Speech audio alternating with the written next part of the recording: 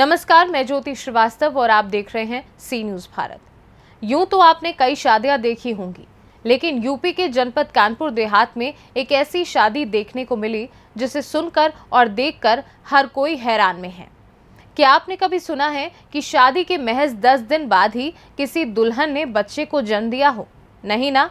लेकिन कानपुर देहात में एक ऐसा ही मामला सामने आया है, जहां एक लड़की धूमधाम से शादी कर अपने घर से विदा हुई और चौथी के बाद जब अपने मायके वापस लौटी तो शादी के 10वें दिन ही उसने एक नवजात बच्ची को जन्म दे दिया, जिसके बाद लड़की के ससुराल में कोहराम मच गया और शादी के 10 दिन बाद ही सब कुछ तबाह हो गया। आइए जानते हैं क्या है पूरा मामला। थाने के बाहर अपने माँ बाप के साथ चक्कर लगाती इस युवती को गौर से देखिए। ये वही युवती है जिसकी शादी 15 मई को कानपुर देहात के भोगनीपुर कोतवाली क्षेत्र के एक युवक के साथ हुई थी। लेकिन 25 मई को इस युवती ने शादी के बाद एक मासूम बच्ची को जन्म दे दिया। जैसे ही बच्ची ने अस्पताल में जन्म लिया, वैसे ही पति पत्नी के रिश्तों की डोर खुल गई। आपको बता दें कि कानपुर देहात के रूरा थाना क्षेत्र के रहने वाली एक लड़की की शादी भोगनीपुर थाना क्षेत्र के एक युवक से तय हुई थी। 15 मई को बारात धूमधाम से आई और अपनी दुल्हन को ले जाने के लिए दूल्हा तमाम सपने संजोए बैठा था। ऐसे में दुल्हन भी अपने अरमानों की डोली में सवार होकर अपने ससुराल की ओर चल पड़ी। लेकिन किसी को इस बात का अंदाजा तक नहीं था कि शादी के 10वें दिन ही इस शादीशुदा जोड़े के जीवन में मातम पसर जाएगा। दरअसल 25 मई को नवविवाहिता के पेट में अचानक से दर्द उठा और उसकी हालत देख माँ बाप ने उसे एक अस्पताल में भर्ती कराया, जहां उसने एक नवजात बच्ची को जन्म दिया। हालांकि जन्म के बाद बच्ची कुछ ही समय तक जीवित रही, लेकिन जैसे ही इस बच्ची की खबर ससुराल वालों को लगी तो आनन फानन में युवती का पति और ससुराली जन लड़की के घर वालों के पास पहुंचे और 10वें दिन पैदा हुए बच्चे को लेकर विवाद करने लगे और इस शादी और बच्चे को नाजायज करार दे दिया और अपनी पत्नी को युवक ने छोड़ दिया। जिसके बाद नवविवाहिता ने थाने में तहरीर दी और ऐसा कुछ बताया जिसे सुनकर हर कोई हैरान था। दरअसल युवती ने थाने में बताया कि उसी के गांव के रहने वाले 2 युवकों अरुण पाल और विनय पाल ने उसके साथ जबरन संबंध बनाए थे, जिसकी वजह से ये बच्चा पैदा हुआ। वहीं युवती के पिता ने बताया कि काफी समय तक उसकी बेटी ने उसके साथ हुए गलत काम की जानकारी परिवार को नहीं दी थी और जब उन्हें पता चला तब बहुत देर हो गई थी और दबंग द्वारा लगातार उन्हें धमकाया जा रहा था, जिसके चलते उन्होंने अपनी बात ना तो पुलिस को बताई और ना ही समाज में बदनामी के डर से किसी को बताई। वहीं नवविवाहिता के पति ने अपनी पत्नी को स्वीकार करने से मना कर दिया है, जिसके लिए अब गांव में पंचायत बैठाई जा रही है। पंचायत में दोनों के रिश्तों का फैसला होगा। फिलहाल पुलिस ने महिला के साथ गैंगरेप करने वाले विनय पाल और अरुण पाल को ढूंढने के लिए टीम गठित कर दी है और साथ ही पुलिस ने 376 की धारा में मुकदमा भी दर्ज कर लिया है। क्या नाम है, कहाँ से आई हो? श्यामा देवी अंबरपुर से आए हैं। तो क्या समस्या लेके आ जाएंगे आप? हमारे साथ गलत काम हुआ था, इसी वजह से हम आए हैं। क्या है पूरी बात बताओ। वो अरुण पाल हमारे साथ जबरदस्ती किए थे, तो इसकी वजह से हम प्रेग्नेंट हो गए। जब घर पे बताने की कोशिश की तो अरुण पाल ने मना कर दिए। कह रहे थे अगर तुम घर पे बताओगे तो हम तुम्हारे घर वालों को जान से मार देंगे, तुमको भी मार देंगे। हमारा भाई रह रहा था दिल्ली में, उनको भी मारने की धमकी दी। इसी डर की वजह से हमने बताया नहीं।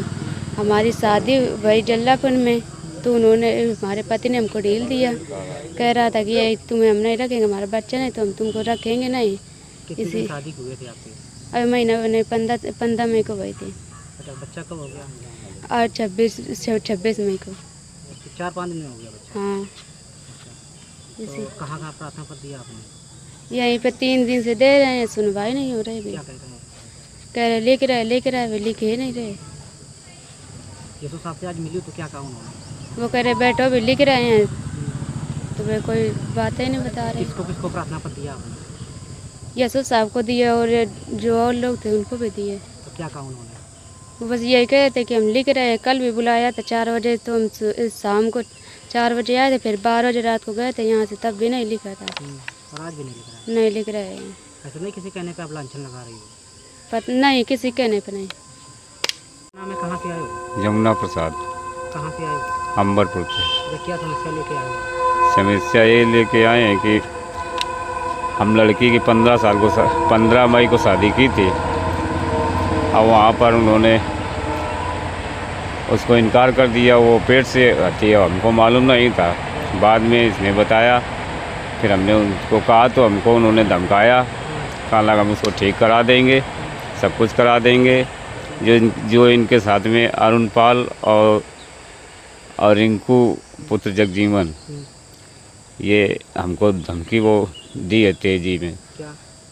कि जैसा हम कहेंगे वैसा करोगे, नहीं तो हम तुमको मार देंगे। और हमारी उन्हीं के बगल में खेती है, अकेले हमारा वहाँ आना जाना है। तो आपसे कहा उन्होंने? हाँ। तो फिर क्या हुआ?